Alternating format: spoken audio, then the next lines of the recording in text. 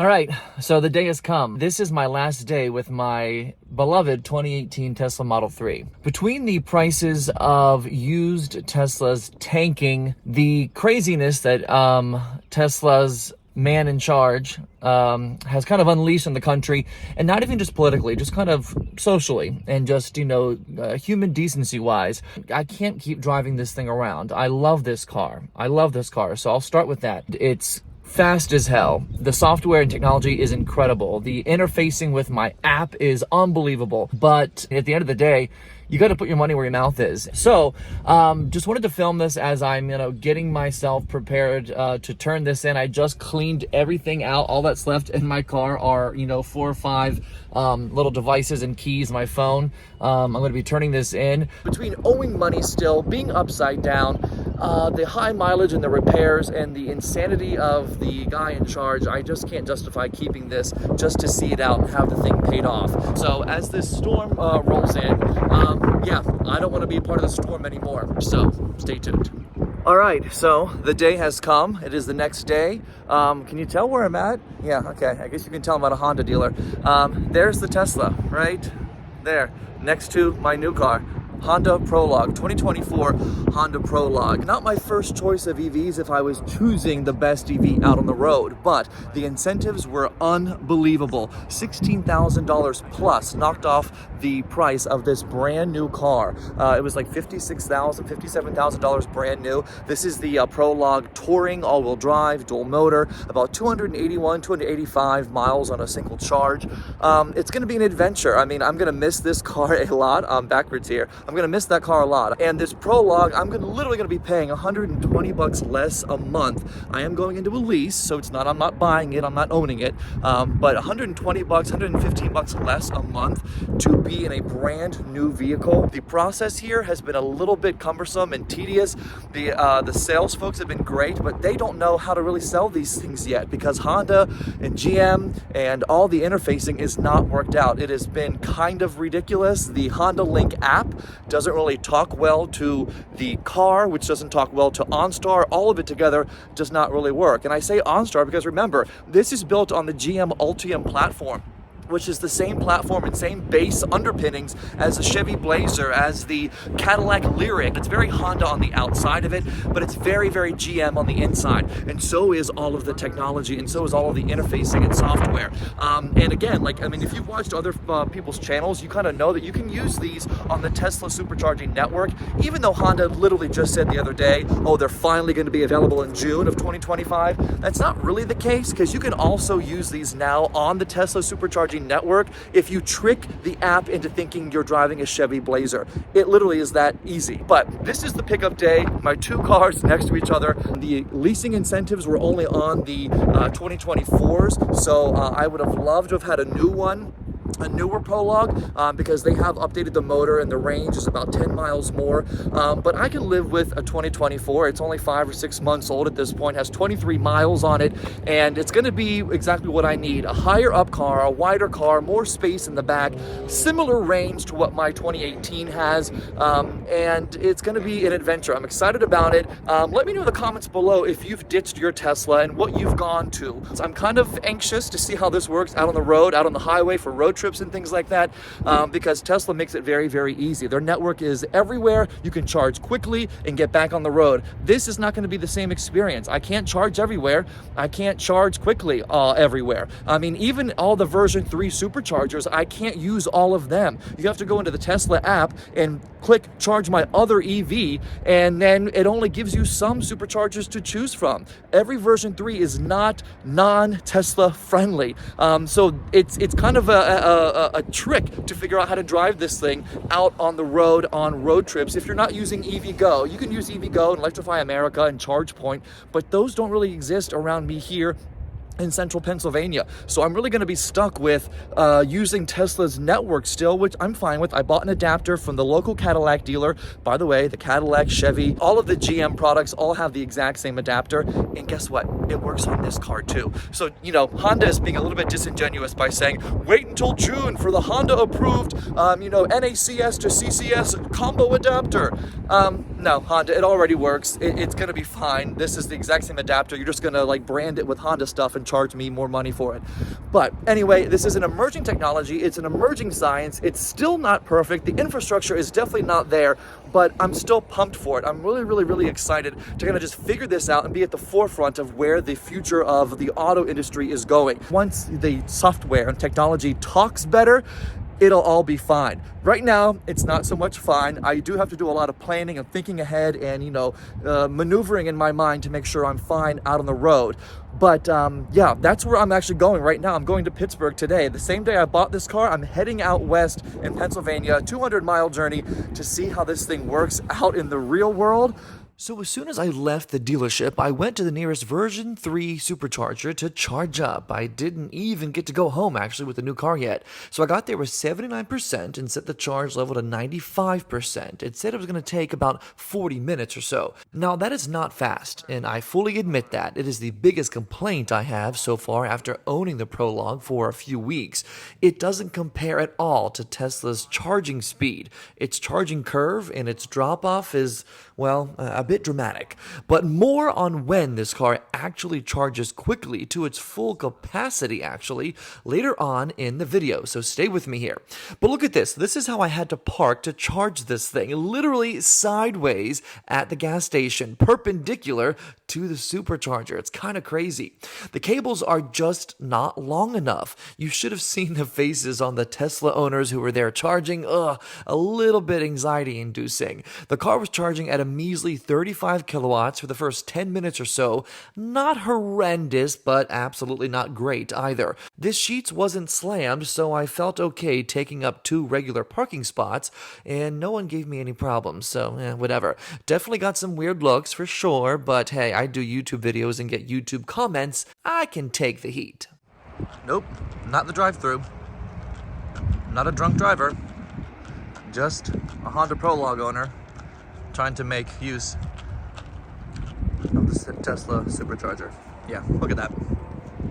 Yeah, it's not perfect. I wonder how they're going to change this once they officially open up the superchargers to Honda products, Honda and Acura products. Are they going to change these setups? Because, I mean, they're not long enough.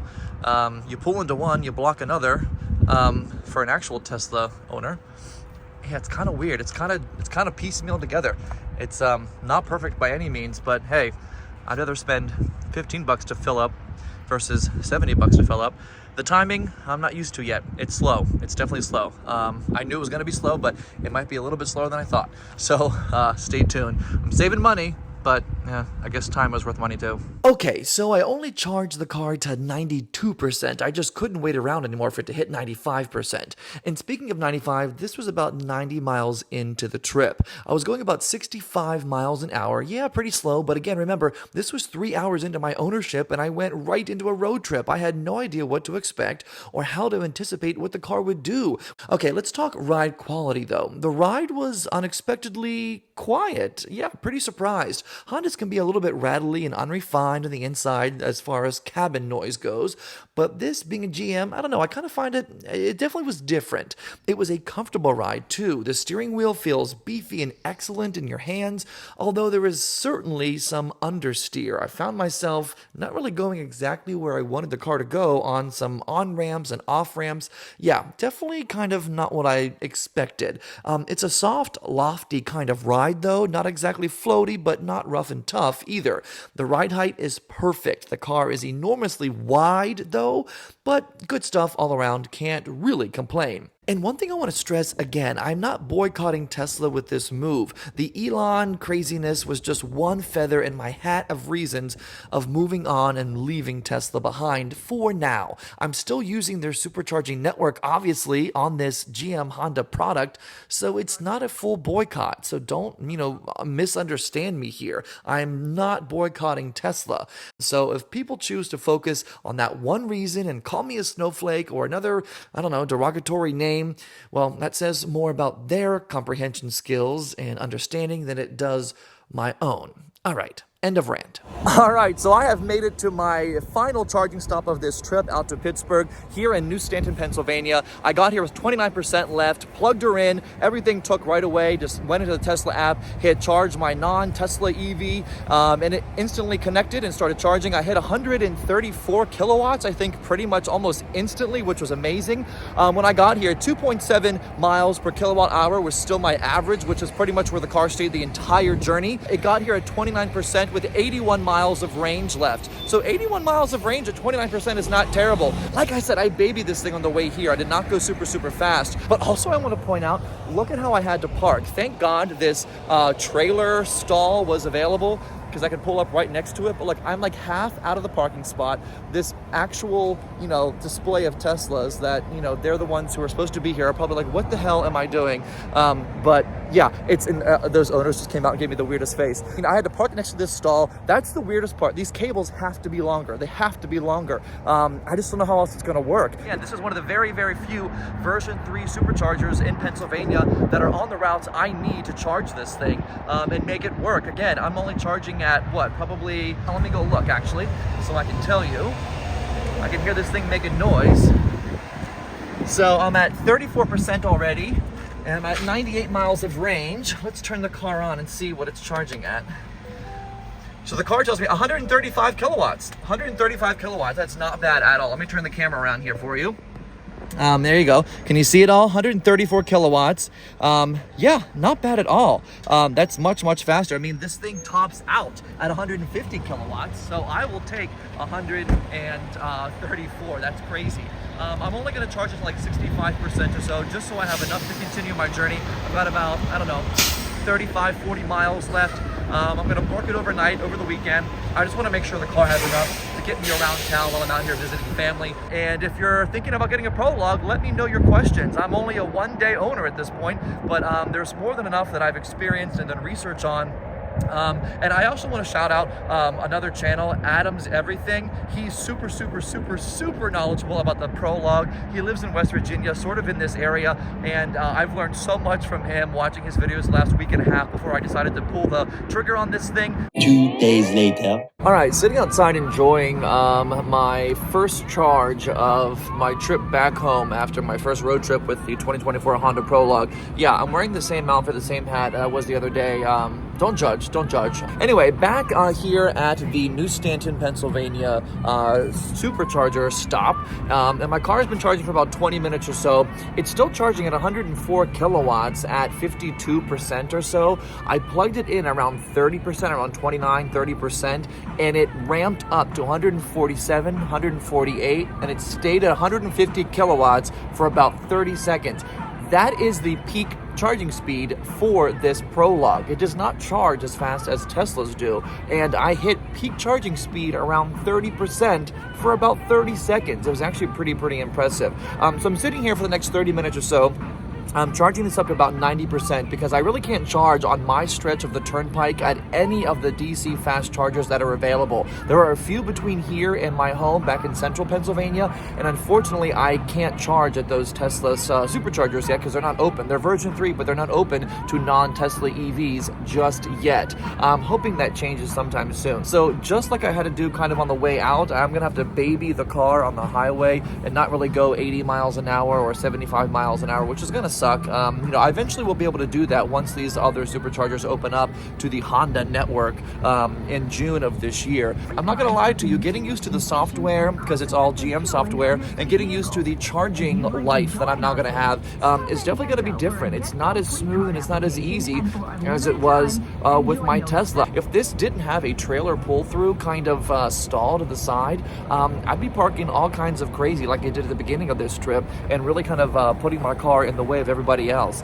So definitely not as cohesive and as uniform as it really could be, and maybe as it will be one day. But right now I'm just kind of making it all work. I'm going to be here for the next 25 minutes now or so. My car is charging around 100 kilowatts still, which is great. Yeah, stay tuned, see where we go.